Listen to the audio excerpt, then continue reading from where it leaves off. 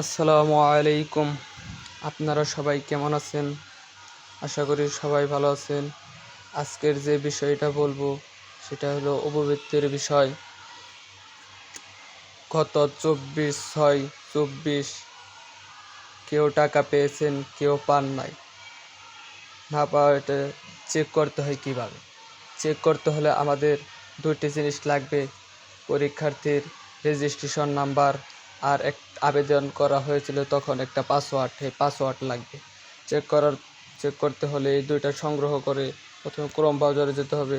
Chrome ব্রাউজারে যেয়ে search করতে হবে ইএস এই যে ESTIPEND পেমেন্ট কপ অ্যাডমিশন, এখানে লিখে সার্চ করবেন। সার্চ করার পর তারপর এটা আমার ডিসক্রিপশন লিঙ্কেও পাবেন লিঙ্কটা। তারপর এখানে যে উপরেরটায় যাবেন, যাওয়ার পরে এখানে দেখতে পারবেন শিক্ষার্থী লগ ইনে গিয়ে তারপর আপনি রেজিস্ট্রেশন নাম্বার দিবেন। রেজিস্ট্রেশন নাম্বার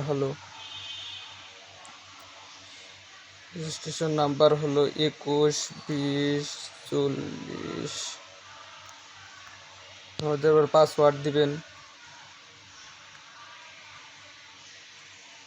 তারপর ক্যাপচারটা পূরণ করবেন। পূরণ করতে হলে ট্রাফিক লাইট